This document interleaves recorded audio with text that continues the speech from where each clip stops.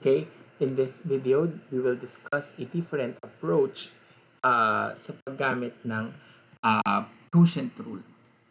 So instead of quotient rule, kasi may mga denominator pa to we can convert this into a product of two functions. So how do we do that? So ang gagawin lang natin, i-express lang natin into fractional exponent yung ating given. So magiging f of x becomes 2x minus 3 to the 5 halves all over 5x minus 2 raised to 3 halves. Since this can be written as square root of the numerator over the square root of the denominator 5x minus 2 raised to the third power. So this can be written as this form. So since pag ginamitan natin siya ng rule sa exponent that a raised to negative m is the same as 1 over a raised to the m, iangat ko to, magigilang siyang negative exponent. Then f of x is 2x minus 3 raised to 5 halves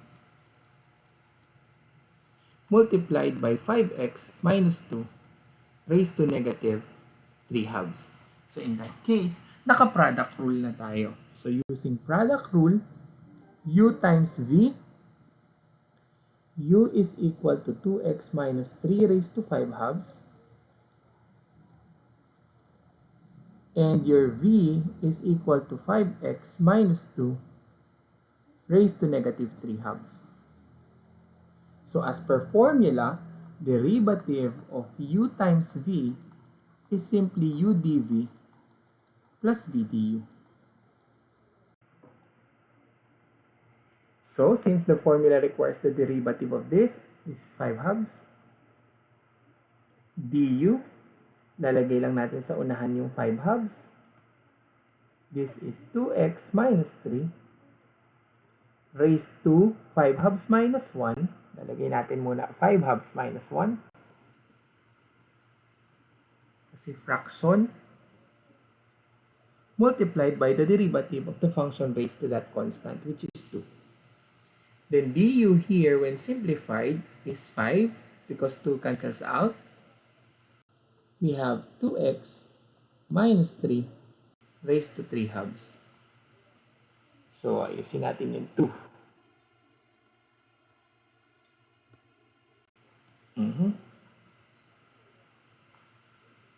Okay.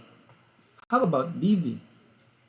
Taking its derivative, negative 3 halves pupunta sa labas. 5x minus 2 raised to negative 3 halves minus 1 multiplied by the derivative of the function raised to the constant exponent. Don't forget that. Lagi tayong may multiplier na derivative nun at the end using chain rule. Then dv here is negative 15 over 2 5x minus 2. Subtracting 1 from negative 3 halves becomes negative 5 halves. So having that, pwede na nating kunin ang derivative natin na f prime of x be equal to u, which is 2x minus 3 raised to negative or raised to positive 5 halves times dv, which is negative 15 halves times 5x minus 2 raised to negative 5 halves. That's our dv. Plus v, which is 5x minus 2 raised to negative 3 halves multiplied by du, which is 5 2x minus 3 raised to 3 halves.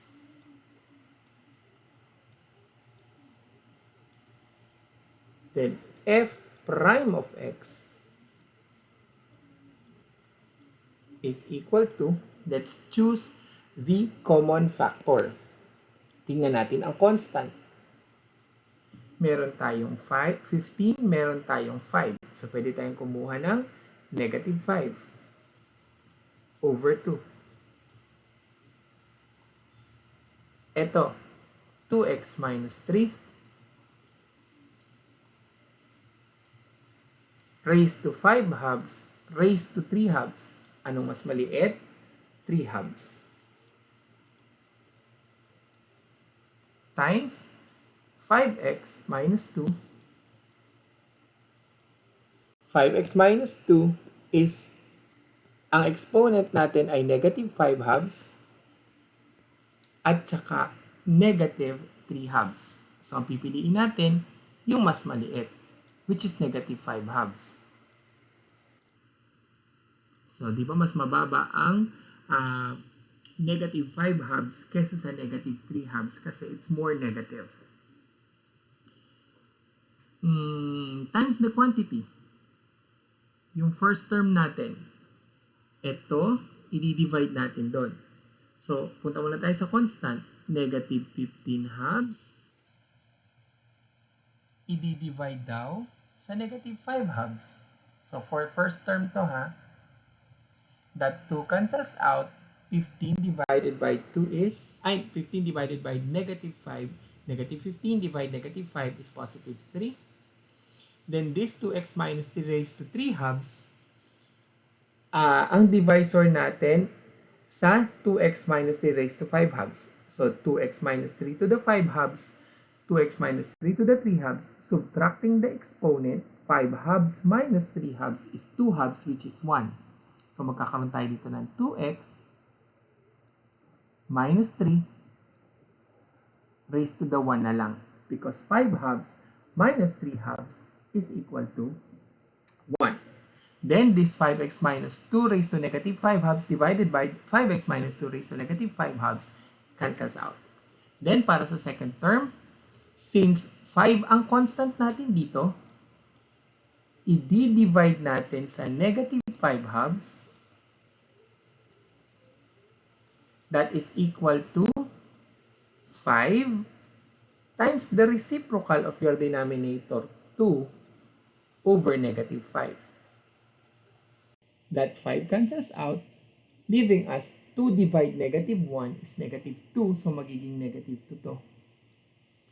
Times the quantity. This 5x minus 2 raised to negative 3 halves, 5x minus 2 raised to negative 5 halves. So kung isusubtract natin ang exponent, negative 3 halves minus negative 5 halves becomes negative 3 halves plus 5 halves becomes positive 2 over 2, which is 1. So magkakaroon tayo dito ng 5x minus 2.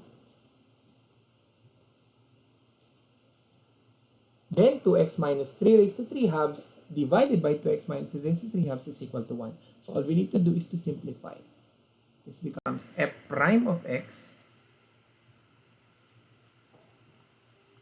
is negative 5 halves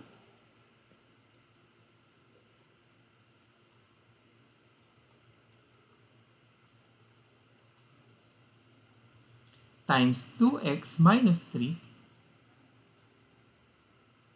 raised to 3 halves. Anong nangyayari kapag yung negative nilagay sa baba? Magiging positive exponent 5x minus 2 raised to 5 halves. This one is 6x. This one is negative 9. This one is negative 10x. This one is positive 4.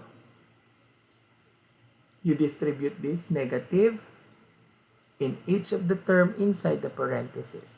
So that's why naging negative 10x plus 4. Simplifying that, negative 5x sorry, it's negative 4x because 6x minus 10x is negative 4x.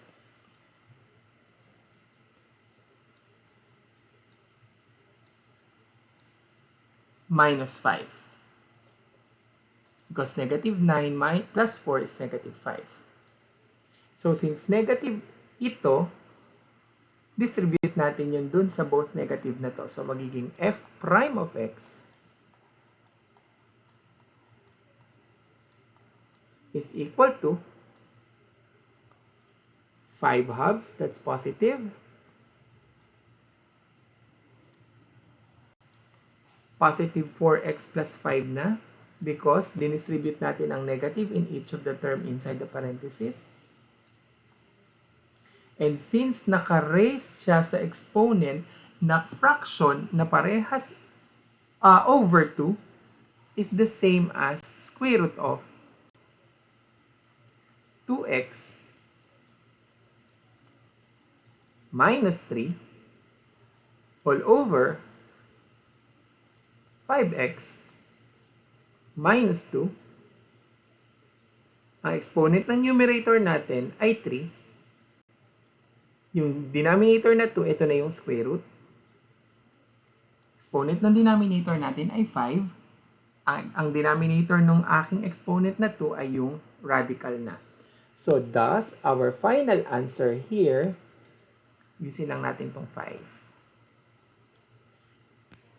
is 5 over 2 times the quantity 4x plus 5 multiplied by the square root of 2x minus 3 cubed all over 5x minus 2 raised to the 5th power. So this will be our final answer. So we can use product rule kung gagamitan lang natin siya ng Lawes on exponent.